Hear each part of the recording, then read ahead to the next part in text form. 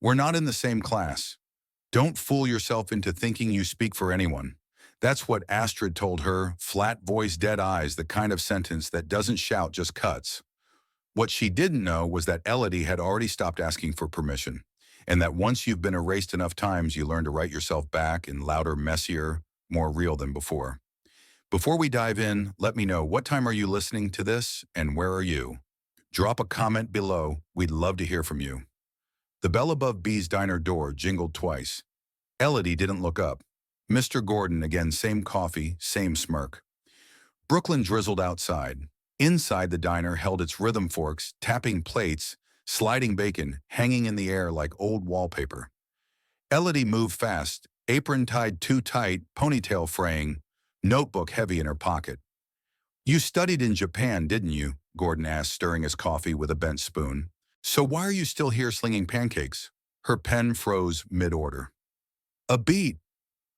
"Life happens," she said, forcing a smile. From the kitchen, Mateo leaned out. "Six bothering you again?" She shrugged. "Just curious." But her eyes lingered too long on the slip before tearing it free. She slid the plate onto her tray, turned, then stopped. A woman stood in the doorway. Petite, gray hair in a tight bun, coat cuffs damp from rain. She spoke softly, words no one caught. Not English. The diner stilled. Forks paused. Elodie blinked, lips parting, but silent. The woman spoke again, voice quiet but steady. Still no one understood. Rain clung to her like a veil. Her gaze swept the room, calm, searching as if she'd arrived with a purpose everyone else had missed. The lunch rush slammed in. Orders flew from register to kitchen like paper birds.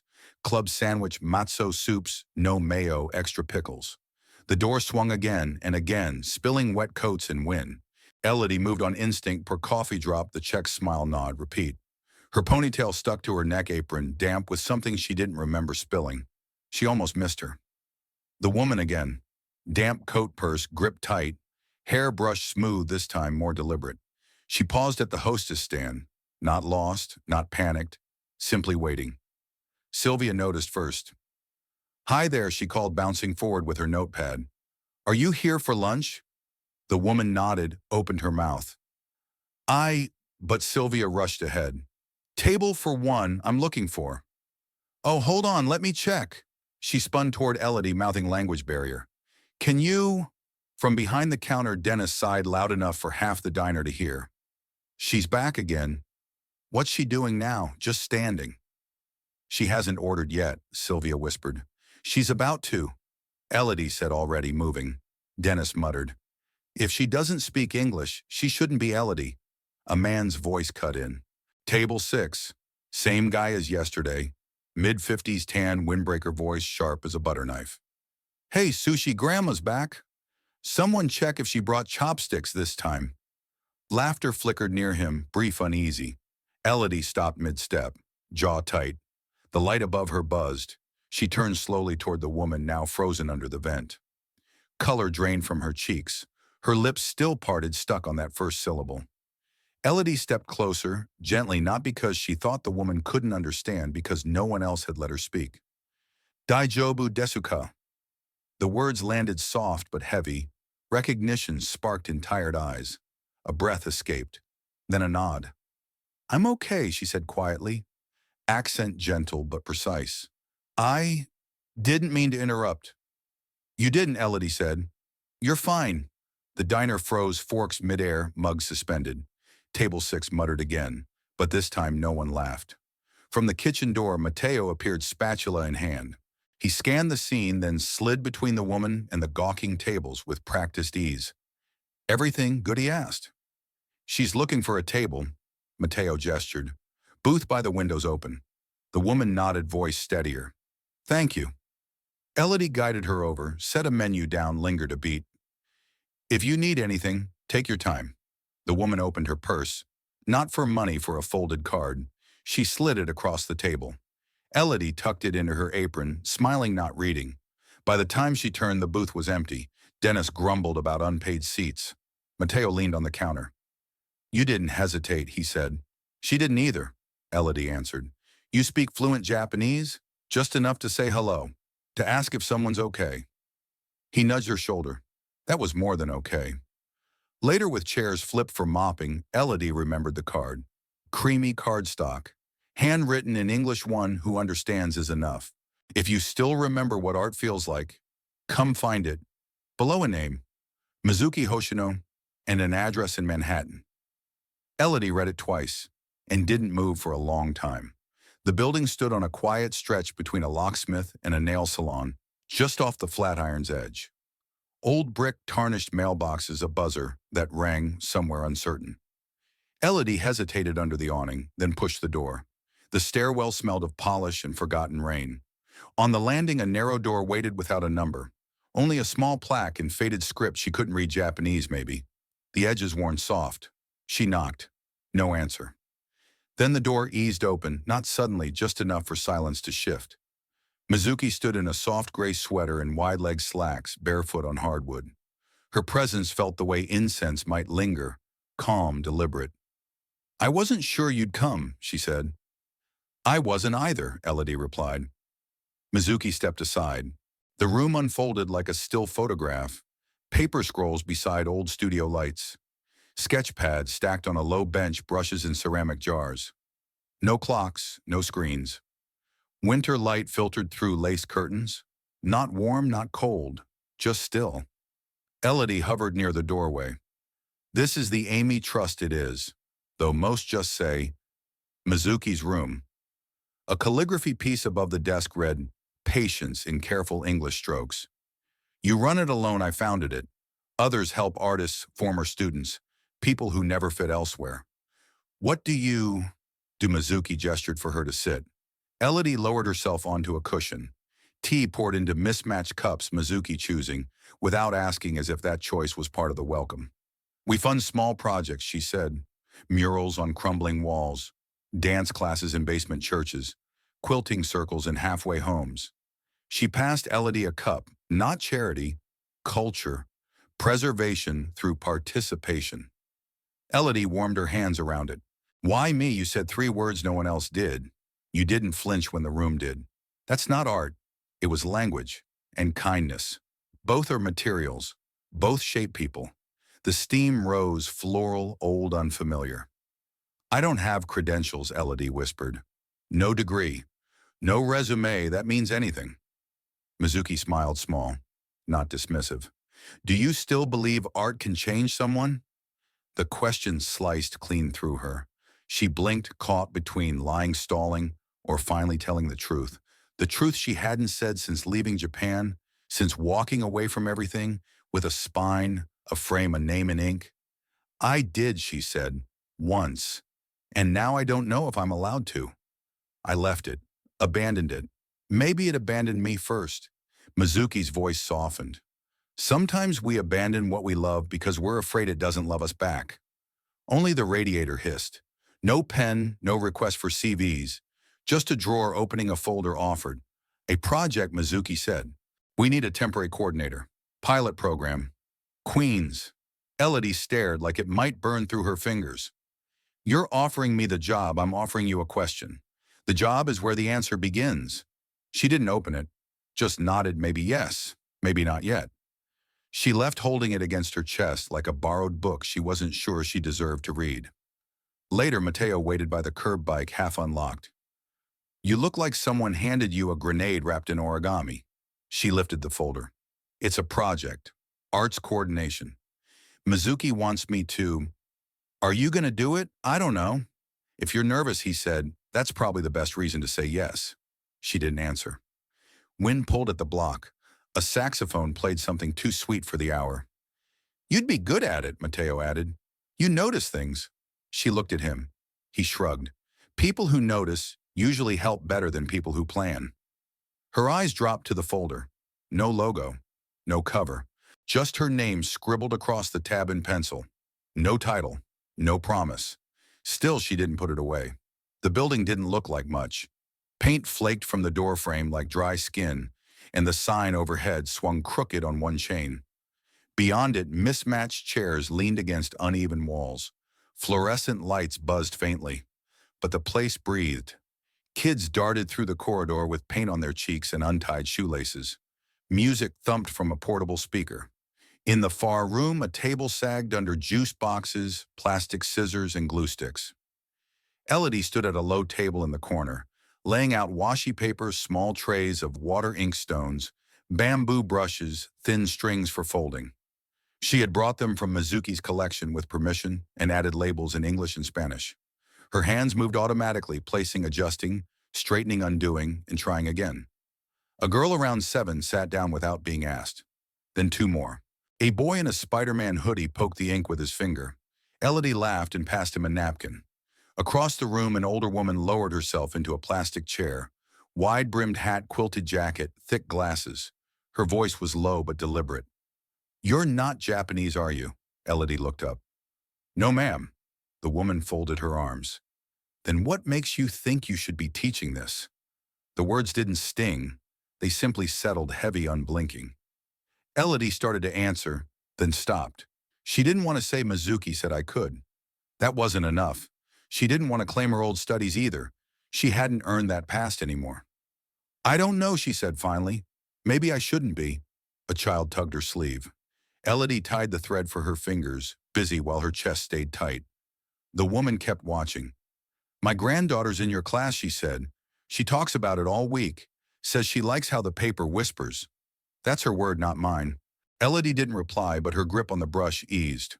By late afternoon, the table was a chaos of color paper cranes beside half-dried calligraphy strokes. A boy painted a single black line, tongue poking out as he concentrated. Laughter drifted from the next room where volunteers served snacks and parents waited on folding chairs. Elodie stepped to the street for air. A light drizzle misted her face. She let the cold sit on her skin, didn't wipe it away. Her phone buzzed. A new email. No subject. No name. She opened it. One sentence. "You're pretending to be something you're not." Attached was a photo her younger standing in front of a gallery poster. The image was blurred, compressed, but her name was still visible, along with half a biocultural exchange, Kyoto student residency. She hadn't seen it in years. Another buzz. Voicemail. Unknown number. No transcript. She pressed play. A woman's voice. Calm, not rushed. "You're playing a bigger game than you think, Elodie. Watch your steps." Click. No static. No background. Just the cold finality of the line going dead. She froze for several seconds. A bus rumbled past. A horn blared twice down the block. Mateo leaned through the doorway. "Hey, the kids want you to come see the giant paper dragon they made. It's not great, but it's enthusiastic." She turned. He paused, noticing her face. "You okay?" Elodie nodded, but her hand clenched tighter around the phone. "Just give me a second," she said. He ducked back in. Voices rose again, laughter, footsteps, the rhythm of paper shifting. She lingered at the doorway, thumb hovering over the voicemail app. Then she locked the screen, slid the phone into her pocket, and stepped back to the workroom. The elevator doors parted with a muted sigh. Elodie walked onto the 13th floor of the Amy Trust's main office. Light poured from every direction, too clean, too bright. The conference room loomed like an aquarium of silence, glass walls, glass table, glass pitchers. Only the carpet was soft, swallowing each step as if discouraging presence. Astrid Kellan waited at the head of the table, already seated, not a hair out of place. Her tailored navy jacket sat like architecture on her shoulders. The click of her pen stopped as she glanced up. "Elodie," she said without warmth, "let's make the most of the time we have." Mizuki sat at the far end, silent. She gave a faint nod, not approval, not disapproval, just presence. Elodie moved toward a chair midway down the table. Her fingers still carried the faint smell of ink from the banners they'd painted at the community center last night. "I'm here because of the complaint," she said. Astrid tilted her head. "Several complaints, technically. But yes." She turned a page in the folder, every motion precise. "The concern is simple. You were introduced as a guest facilitator. But we now have reason to believe your background doesn't align with what was presented." Elodie opened her mouth, but Astrid continued. "You attended an art program in Kyoto, yes, but didn't complete it. That matters especially when your role was taken as expert-led." "I never called myself an expert," Elodie said, voice low but steady. "Perception matters," Astrid replied. "There are rules. Public programs tied to cultural funding, especially those carrying the Amy Trust name, must be beyond reproach. Elodie reached into her bag and drew out a thin folder. She slid it forward. Everything's documented: lesson plans, participation lists, consent forms, translations. I even included photographs. The lantern-making workshop alone, Astrid raised a palm. I've reviewed it. A pause. It shows enthusiasm. Effort. But the issue here isn't energy. It's eligibility. Elodie blinked once. So I'm disqualified because I didn't finish a degree. Astrid's lips tightened into something that almost looked like sympathy, but didn't land. You're articulate, Elodie. But this isn't about punishment. It's about safeguarding standards. There's a boy in that program who hasn't spoken in weeks, Elodie said suddenly. He started humming during the Kodo demonstration. His grandmother cried. Are we really stopping all this because of a blurry screenshot? The screenshot came with more than blurry intent, Astrid replied. It's anonymous, yes, but detailed. It accuses you of misrepresentation and even artistic theft. Elodie stared. That's absurd. I'm not here to weigh that. Not yet, Astrid said, standing. Only to say we're putting your involvement on pause. Temporarily. What does temporary mean? Elodie asked, throat dry. Astrid straightened her cuffs, glanced at Mizuki, then back. It means don't return to the Queen's program until further notice. The silence that followed was wide and heavy. Mizuki still hadn't spoken. Her eyes stayed on Elodie, waiting. No judgment, no rescue, just observation. Elodie gathered the folder slowly. Her fingers shook as she closed the clasp. Thank you, she said, standing. I appreciate the clarity. Astrid nodded, then turned away as if the meeting had ended before Elodie even rose. Elodie walked out without looking back. The hallway buzzed with the murmur of printers and phone calls. Her heels clicked faster through the glass corridor past reception into the elevator. The doors closed. In the sudden stillness, her phone vibrated. A message from Matteo. Someone came by your apartment. Door was unlocked. Nothing broken, but they left something. You should come. Her thumb hovered. The elevator dropped one floor, two. Her reflection in the mirrored panel looked older somehow. Her eyes didn't blink. The doors slid open. City noise pressed in taxis when a dog barking down the block. Above sunlight struck glass in a way that turned it harsh. She didn't stop walking. Not yet. The lights in Elodie's apartment flickered once as she turned the key. The bulb above the hallway buzzed faintly, casting an uneven glow across the small living space. Her mother's door was ajar, soft classical music, drifting out, muffled by a box fan in the window. She stepped through the door, scanning the room. Nothing broken, nothing missing, but something was wrong. The blanket on the armchair had shifted one corner, trailing across the floor. Her sketchbook drawer sat open by a sliver, barely enough to notice. The laptop on her desk was slightly turned. Not how she'd left it. She moved carefully, her bag still on her shoulder. On instinct, she lifted the laptop lid. The screen blinked awake. Password prompt. Her fingers hesitated. She typed it in. Accepted. But when she checked her email, the login failed. Incorrect password. She tried again. Same result. Then the reset screen. Password changed 3 hours ago. She stared at the timestamp. Her recovery number gone. Backup email gone. Her heart pounded sharp and dry. Elodie crossed to the router, pulled up the admin console, something Matteo had taught her after her old social media had been cloned by spam bots. A foreign IP had logged in around 3:09 p.m., connected briefly, then disappeared. She copied it, ran a lookup. Her stomach turned as the trace landed on a familiar name. The Sterling Group. She grabbed her phone. Matteo answered on the first ring. You good know. What happened? Someone was here, or tried to be. You sure I know how I leave my place, Matteo? She heard him shift, probably stepping away from the grill. Tell me everything. She explained short, clear. He didn't interrupt. At the end, he exhaled slowly. That's not some teenager. That's corporate muscle. They didn't take anything. They took access. That's worse. She leaned against the counter, staring at the cluttered fridge. Old magnets, faded Polaroids, a drawing of a mountain her mother once said looked like home, though she'd never been west of Ohio. What do I do, lawyer up? I don't want to make it a fight, he said flatly. You're already in one. She didn't answer. Later, after her mother had dozed off again, Elodie returned to the couch. Something caught her eye near the front door. A folded piece of paper slid just under the mat. No envelope, no signature, just crayon drawings on one side. She unfolded it. Purple stick figure, lanterns in the sky, stars shaped like jagged hearts, and below wide, clumsy handwriting, "You let me touch something no one at school ever did." Rosa Elodie sat down hard on the couch's edge, the note in her lap. She remembered Rosa, wide eyes, hair in twin braids, always drawing in silence. The girl hadn't spoken during the first two sessions, but when handed a brush dipped in sumi ink, she'd made something bold, strange, beautiful. Something no teacher had asked for. Elodie ran her thumb across the crayon lines. They'd smudged slightly. Her gaze drifted to the sketch pinned above her desk, a messy koi pond from Kyoto. She'd left that life behind like an unfinished sentence. But maybe it hadn't stayed behind.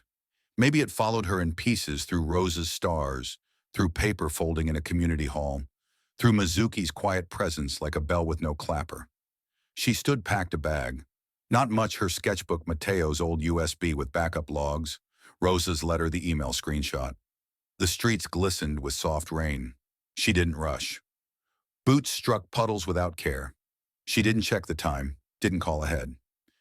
At Mizuki's building, she paused. The paper sign above the door swayed in the breeze, inked kanji worn down by weather and time. Still no nameplate.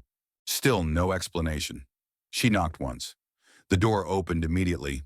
Mizuki stood at the top of the narrow staircase, her robe tied with a faded sash, hands folded.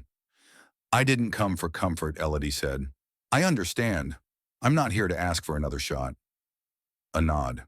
Elodie drew in a breath that shook more than expected. "If this is a test, I'm ready for the next round." Mizuki didn't smile. She turned, walked deeper into the space, leaving the door open behind her. Rain clung to the threshold, quiet as breath. Elodie stepped forward.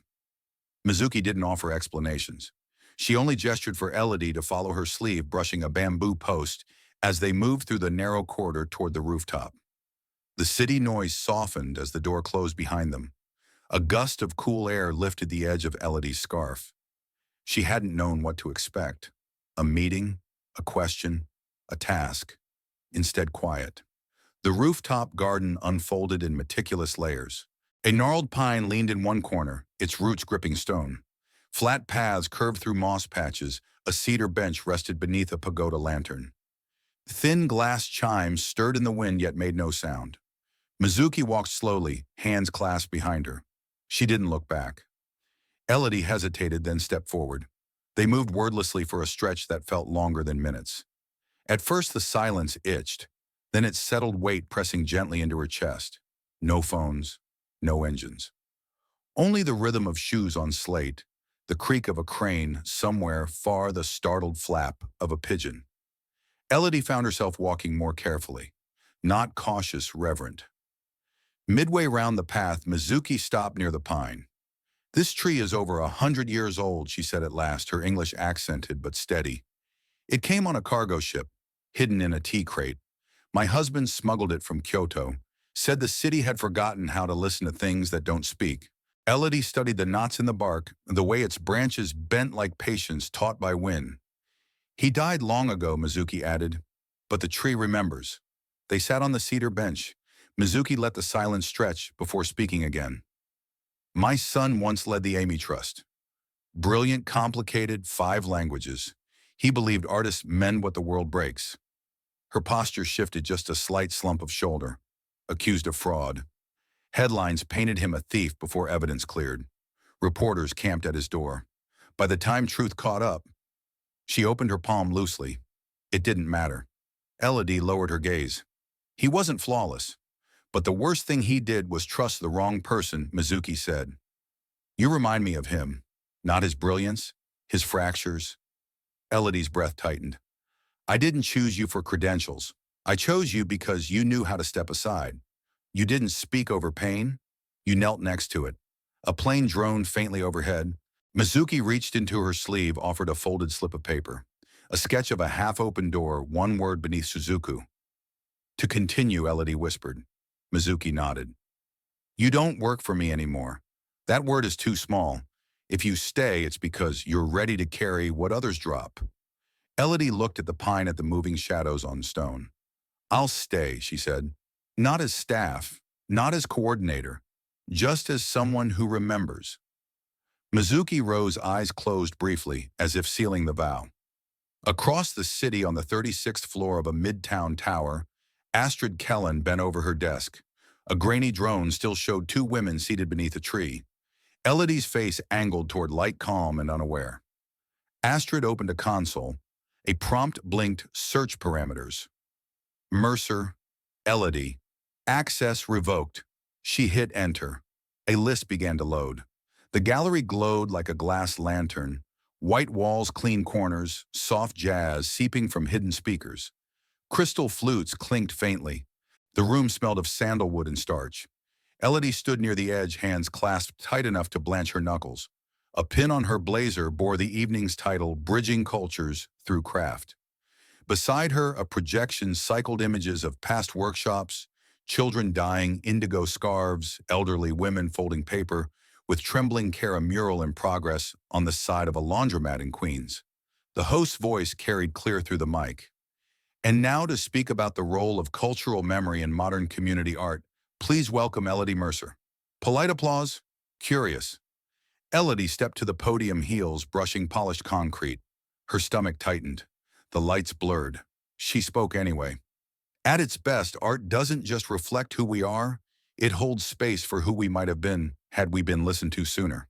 Her voice stayed steady, though her hands twitched at her sides. She spoke of memory as invitation of papermaking, as dignity a process of craft, as something both sacred and shared. The room listened. And then her phone vibrated. Once, twice, a third time. Matteo. You need to get off stage. Twitter's on fire.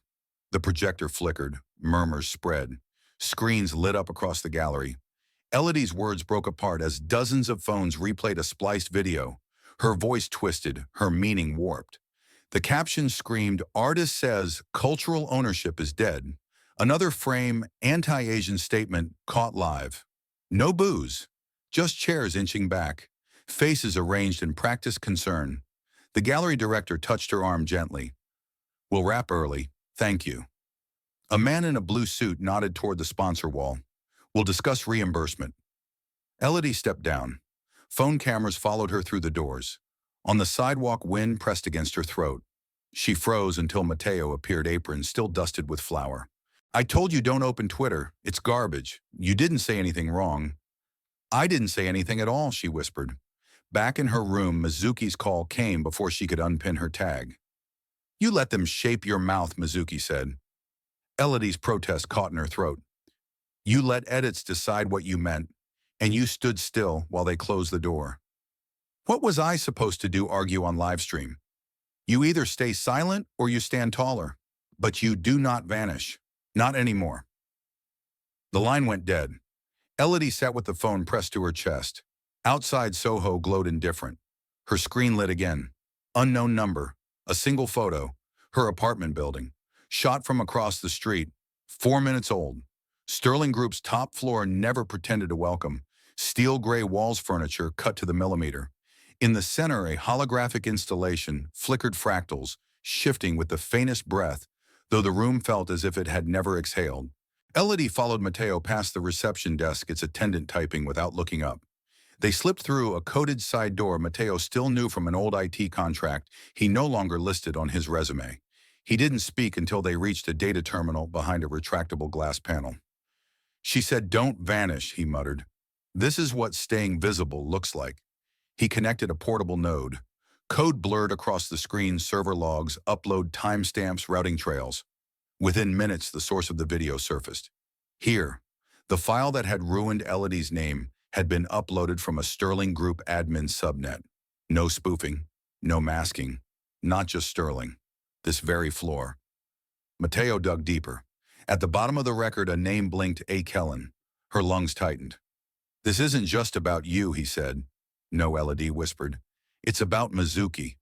Archived folders rose to the surface. One caught Matteo's eye. Kintsugi Beacon Project. Asset Layer Alpha. Logs signed by Kellan, A. and Hoshino T., Mizuki's son. Matteo leaned back. She got cut. Maybe she blamed him. Maybe the project. Or both, Elodie said. And now Mizuki's trying to finish what he started through me. The lights dimmed.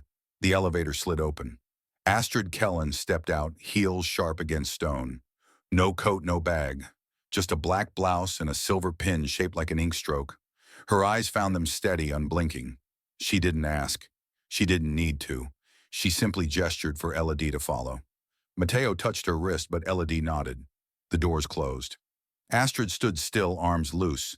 Numbers ticked upward, though there was nowhere left to go.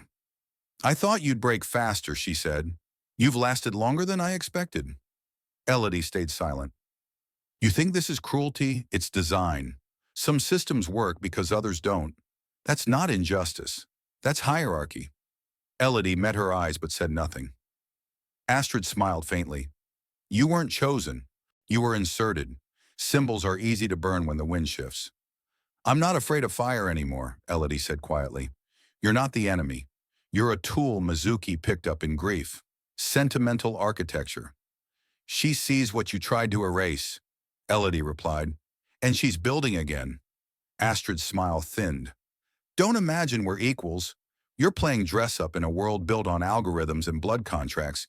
You don't speak for artists or memory or justice." "I don't need to speak," Elodie murmured.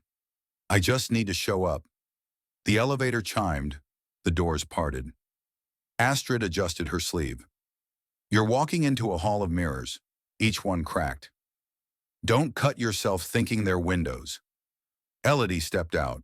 The doors sealed behind her. The hallway stretched ahead, quiet, narrow, unlit, but steady under her feet. Behind tinted glass, a fox-shaped sculpture watched. Its eyes glowed faint red like a warning pulse. Folding chairs squeaked whenever someone shifted. Fluorescent lights hummed above tired and uneven. Crayon suns and marker-drawn forests curled on the walls, layered over old notices. At the back, a banner hung, slightly crooked, "Art from Where We Are." The letters weren't even, but they held. Elodie stood at the front table, fingers resting on a chipped pitcher of water. Beside her, a stack of paper cups. Matteo adjusted the Bluetooth speaker, nodded once. A faint track piano and wind chimes threaded under the low murmur of a small crowd. About 20 people had come. Not many by gallery standards, but enough. A woman in a mustard shawl spoke first. Farah, mid-40s from Lahore, who joined the origami workshop with her teenage son. "I never folded paper before," she said with a shy laugh. "But when I saw my son teach it to his little cousin, I realized he wasn't ashamed to share something anymore. He was proud." Elodie nodded, let it land. A retired bus driver in a Mets cap followed. He lifted a painting his granddaughter had made, sunflowers in the shape of a heart. She drew this after the workshop. Said she wanted to mail it to her dad overseas so he'd know she was growing up okay. The stories layered themselves like paint. One woman in her 60s raised a timid hand. "She helped my daughter," she said, "Spanish vowels thick. Made her believe she was more than the way people looked at her. That art wasn't just for white kids in rich schools." Elodie stayed quiet. Then a young mother stood, toddler curled around her hip like a question mark. Her voice cracked from the first word.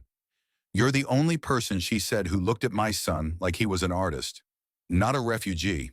The room froze. No phones lifted. No one filmed. Elodie's hand pressed to the edge of the table. Her throat burned, but she found no speech. Instead, she pulled a dry erase marker, wrote 3 words on the whiteboard. "It still matters." She circled it. From the corner, Matteo whispered, "That's your title." She glanced at him. "For what?" He shrugged. "Whatever you're about to do." She looked at the mismatched crowd. Scarves, sneakers, discount suits, duct-taped backpacks. People who shouldn't need permission to be heard. "We'll need space," she said. Samir from the deli raised his hand. "My cousin has a garage. It's mostly storage, but we can clear it. We'll need light." "I got lamps from a church sale," someone offered. $10. She laughed, surprised by the sound. The ideas kept stacking: cardboard panels, folded newspapers, a mirror from an old salon job. Matteo grinned. "We'll call it a pop-up exhibition. One night only. Real work, real people. No boards, no directors." Elodie sketched quick floor plans on the back of a flyer. Programs on the library printer. Bilingual, maybe trilingual. "Will there be food?" a kid asked from the back. She smiled. If there isn't, it won't be Queens. Lists passed hands. Someone cued a playlist. And for the first time in years, Elodie didn't feel like an imposter or an interim. These weren't participants anymore. They were curators of their own memory. And somehow she had become the one trusted to hold the key not to the gallery, but to the lock on their doubt. A girl in a wheelchair pinned up a drawing of a tiger made of recycled maps. Its body looked mid-leap. Elodie tapped the spot where the paws touched air, whispered something only she could hear. Then she picked up scissors and cut the banner straight. They strung clotheslines across the rafters' clips, holding paper lanterns and mason jars with battery candles. Bed sheets hung as makeshift walls catching shadows that fluttered with each draft from the loading dock door propped open. On them, art-bloomed paintings, sketches, fabric collages, anything tape or thumbtacks could hold. Glue and cumin scented the space. Sneakers scuffed concrete. A child clapped a steady rhythm in the corner, as if keeping time for the night. Elodie didn't stand on a podium. She stayed by the folding table turned into a welcome desk, sleeves rolled up checking that every kid had name tags and the flyers hadn't run out. She hadn't expected this many. Mateo leaned against the wall, nodding toward the crowd. They came, he said. They really did, she whispered. Old neighbors, curious teens, 2 local reporters. One woman arrived in a sari hand in hand, with her toddler and a plate of samosas. An older man carried a boombox with cassette recordings of his street poems. A 13-year-old girl had drawn comic panels about her mother crossing the Darien Gap. Each piece found its place. By the mural of overlapping fingerprints, each labeled with a name, a year, or a memory, Elodie saw Mizuki standing quietly. Regal as ever tonight, wrapped in a charcoal wool shawl. She didn't wave, just met Elodie's gaze and gave the smallest nod. The air tightened with heat rhythm breath. No invitations had gone out, no press release, and still the place filled. Then the door opened.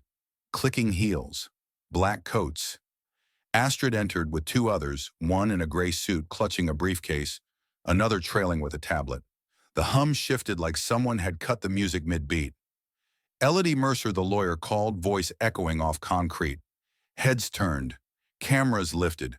Astrid stepped forward, her expression sharp and neutral. This event constitutes a violation of the Community Image Rights Clause under Section 8.4 of the Sterling Group's partnership agreement. Mateo swore under his breath.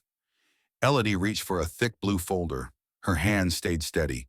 She flipped past highlighted pages until landing on the one printed just 3 days ago. In that same agreement, she said, voice clear, Section 8.4 refers to corporate-sponsored events. This one isn't. No Sterling funds, no branding, no staff. Community-driven. Opt-in only. No recordings unless chosen by the subject. She pointed at the signs posted at the entrance. No one filmed without consent. Astrid's jaw tightened. The lawyer shifted. You're using IME's platform, Astrid pressed. Elodie, a woman from the neighborhood council, called. We filed this under local code. It's ours for the night. A ripple moved through the crowd. Phones rose. This isn't legal, Astrid said more quietly. It's about boundaries. You've overstepped. Elodie stepped forward, eyes steady. I've followed every rule Sterling put in place, and I've outlasted every deadline you moved to stop this. The tension swelled. Before Astrid could reply, another voice joined, calm, measured. I taught her to read those rules. Mizuki stepped from the mural wall cane, tapping against the floor. But I didn't teach her to hide behind them. Astrid turned slowly, mask unbroken. You think you've won? I think you mistake silence for weakness, Mizuki said. You win by knowing laws. I win by knowing people. The hush thickened. In the corner, the child who'd been clapping earlier began again. Hesitant, then stronger. One beat, then another. Hands followed. First a few, then clusters, until the warehouse was filled with rhythm palms, striking echoes climbing the steel beams. Astrid didn't answer. The lawyer tugged at her sleeve, and the 3 of them withdrew, heels receding, mutters about defamation risk trailing in their wake. Elodie let out a slow breath. Mateo dragged over a stool with a grin, but she didn't sit. She crossed to the wall of drawings, peeled off a small one near the bottom, a crayon sketch of a paper boat floating on a river, faces drawn within. She pinned it dead center where the light struck just enough. The key was small and cold, tucked in a lacquer box lined with faded velvet. Mizuki handed it over without ceremony. Her fingers brushed Elodie's brief, tremulous, then pulled away. She said nothing, only turned toward the elevator. The basement was colder than expected. Past the freight lifts, paint on the walls veined with damp and security lights flickered, even when no one moved. Mateo's flashlight beam sliced through the corridor until it landed on a reinforced door, its rusted badge barely legible, IME Archival Lab. Closed. The lock clicked open. Dust hung thick enough to taste. Shelves lined the room, some stacked with data logs and archival boxes. In the corner sat a workstation beneath a yellowed tarp. A cracked nameplate read, Tetsuya Hoshino. Mateo crouched by the desk, reaching for the tower unit. "Help me with this." They eased the casing off. Beneath it, a metal slot, dust-clogged but intact. Elodie held up the key. It fit. A low hum rolled through the machine as it blinked awake. The screen glowed with an old login prompt. Mateo typed slowly. Mizuki's son hadn't changed the default password. Dozens of folders appeared. One stopped them cold. Listening to memory, final draft. Interviews, raw, audio files, algorithm logs. Names of immigrant children. Notes on sonic storytelling mapping. Trauma to rhythm speech, cadence as emotional contour. Footage of installations, a whisper triggering LED pulses, a lullaby making digital trees bloom across projection walls. Elodie clicked through the metadata. A folder marked in red contested evidence. Mateo hesitated. She opened it anyway. The unraveling began. Screenshots of emails, timestamps, a synthetic voice planted to mimic a Brazilian artist's work, labeled as collaboration, then retracted. Authorship reshuffled, footnotes deleted, and one document, an incident log signed by A. Kellan. She knew, Mateo said. She didn't just know, Elodie murmured. She constructed it. Astrid hadn't merely distanced herself. She'd poisoned the project, fabricated evidence of plagiarism, then fed it to the press. The article accusing Tetsuya of exploitation came out 3 days before his death. Elodie's hands tightened on the desk. He wasn't the only one who broke under silence. Nausea rose not just for Tetsuya, but for every honest attempt crushed by power and perception buried in obscurity. Mateo lowered himself into a chair. "You okay, no?" She clicked an audio file. A young voice filled the room. "I don't remember her name, but she always gave me lemon candy and said I didn't need to draw happy things." The voice faltered, then steadied. "She let me paint quiet." Elodie froze. That phrase struck somewhere unguarded, not grief recognition. She shut the audio off and stood. Footsteps echoed down the stairwell, slow, purposeful. Then Mizuki appeared, coat still on. Her gaze dropped to the screen, saw the file name, saw her son's face in the preview. "I didn't come here for closure," she said softly. "I thought if I kept moving, kept funding, maybe I could outwalk the grief. Maybe I'd become too purposeful to break." Elodie stepped toward her. "You were never supposed to carry it alone." Mizuki's shoulders slumped. "I thought I was stronger than my child's death," she whispered. "But I wasn't. I just got better at hiding it." Mateo copied the folder onto a drive. "We can make it public." "Not yet," Mizuki said. She took the drive. "We wait. Then we choose how to tell it." From somewhere above, a dull metallic thud echoed like a gate slamming shut. They turned. No one spoke.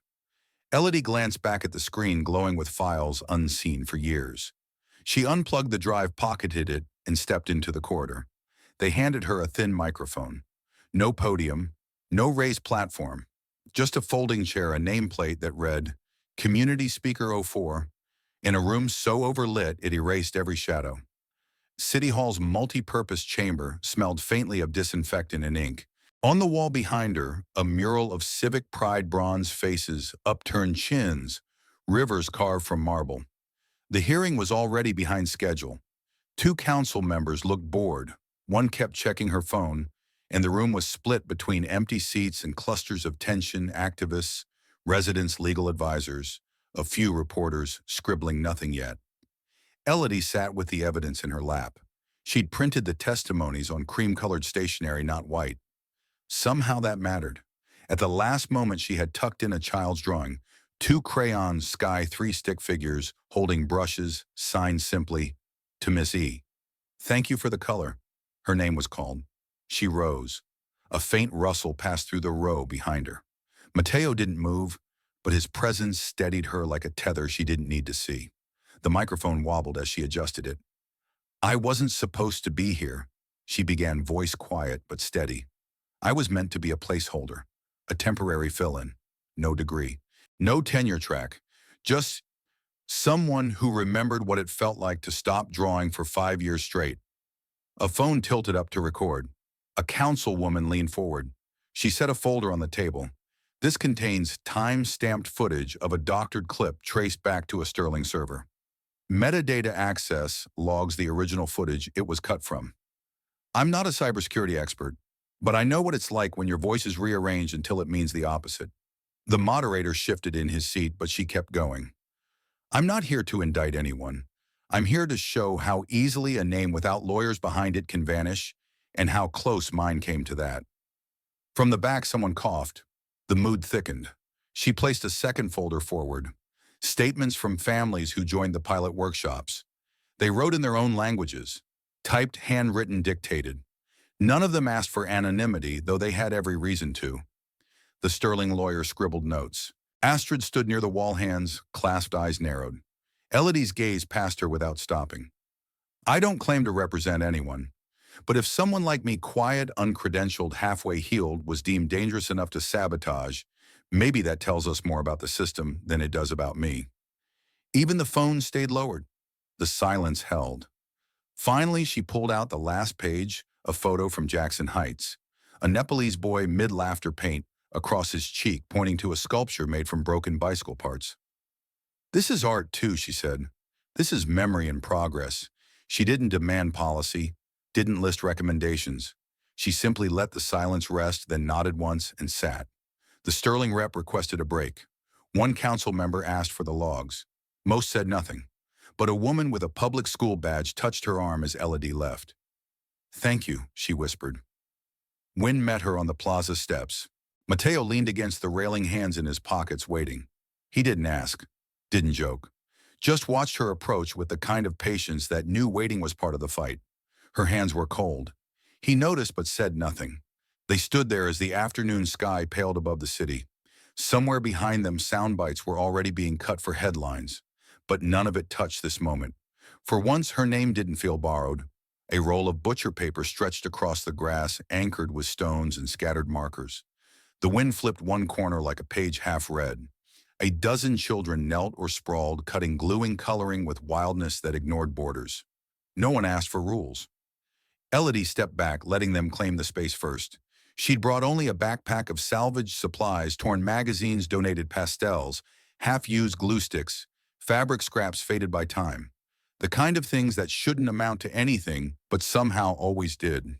A girl in a purple hoodie layered tissue paper over a cutout silhouette. Her fingers moved quickly, instinctively, without checking if it was right. Across the park, trees swayed in red rust and gold. Dry leaves scuttled across pavement like hurried secrets. No permits had been filed. No organization claimed credit. Still benches filled, blankets spread, and children returned without needing to be called. Near the edge, a boy stood apart. His hoodie was zipped too high, sleeves covering his hands, eyes fixed on the paper before him. When Elodie crouched nearby, he flinched but didn't step back. "You don't have to draw," she said gently. "But you can if you want." He stayed quiet, then pointed at a marker just out of reach. She passed it to him and stepped away. Minutes later, he rose and cleared his throat. "My name's Aziel," he said loudly. "Not Andrew. They always call me Andrew at school, but that's not me."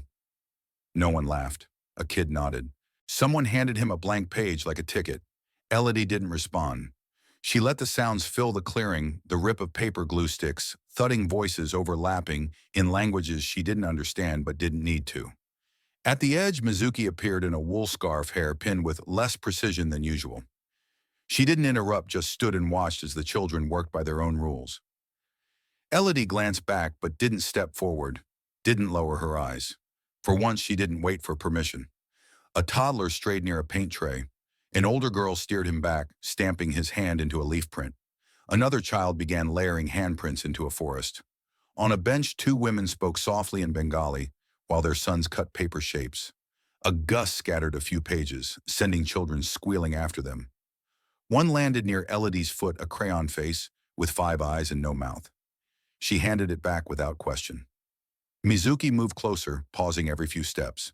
Her gaze took in the patched blanket, the chip supply bin, the makeshift gallery strung between two trees with clothespins. No labels, no signatures. Elodie met her eyes without explanation. They stood side by side for a while. No titles, no contracts. Just people proving they belonged by showing up. A girl tugged Elodie's sleeve and handed her a paper heart. "For you," she said. "You're our glue." Elodie smiled but kept silent, her hands already full of brushes, scraps and names finally spoken as they were meant to be. Someone whispered, almost reverent, "We're writing ourselves back in." The sound of scissors joined the rhythm, gentle slicing, children calling one another, not by labels but by names they chose, reclaimed, or spoke aloud for the first time. Not loud but certain, and in that quiet certainty something began again. The hallway smelled of old varnish and lemon polish that lingered no matter how many tenants came and went. Elodie turned the key with more hesitation than force. The lock stuck the way it had since she was 12. The light hadn't changed, either muted yellow from the bulb above the sink, filtering through the lace curtain in the living room. She didn't flip any switches, just let the early afternoon seep in through the slats, laying long lines across the floor. Dust shimmered in the air, boxes already half packed, the scent of lavender oil faint but still there, clinging to the frayed ends of the curtain cords to the worn cloth of the old reading chair. On the table, a tape deck played a warped cassette, her mother's favorite. The song stretched thin with time, the singer's voice drifting like it was moving through fog. Piano notes scattered softly across the room. She let it play. There wasn't much to pack. Her mother hadn't collected things so much as preserved them, pressed petals in books, postcards tucked into cabinet handles, metro tickets slipped into teacups. Elodie moved carefully, stacking dishes, folding scarves, untangling receipts that had become bookmarks. In the closet behind unused frames and a broken umbrella, she found the sketch pad. Its cover was creased, spiral bent at one end. She knew it instantly, though she hadn't seen it in years. Kyoto, her first year, her first failures. She remembered throwing it away sharp with shame, convinced it wasn't good enough. She hadn't told anyone she'd made it, and somehow her mother had kept it. She opened to the first page. A pair of hands sketched in charcoal. The lines were awkward, perspective off, but something lived in the curve of the fingers, in the tilt of the wrist, a softness she hadn't yet learned, but had felt. Page after page carried its own memory. Rooftops sketched through fog, old men playing shogi, a self-portrait with the eyes left unfinished. Near the end, a note slipped out, folded small on the back of a receipt. Her mother's handwriting delicate and firm. "You don't have to become someone, but don't ever stop seeing." Elodie sat back, holding the paper in both hands. Tears didn't come right away. She let silence gather first, like mist after rain. Then they arrived, quiet, steady, not heaving, just warmth breaking gently at the edges of her breath. When the tape clicked to its end, she stayed still. From the window came a voice calling in Spanish, a dog barking the wind, brushing through the balcony plants her mother had lined along the rail edges, brown, still standing. She looked up. The radiator ticked once. For all its clutter, the room felt lighter, as though the objects had been waiting for someone to notice them again.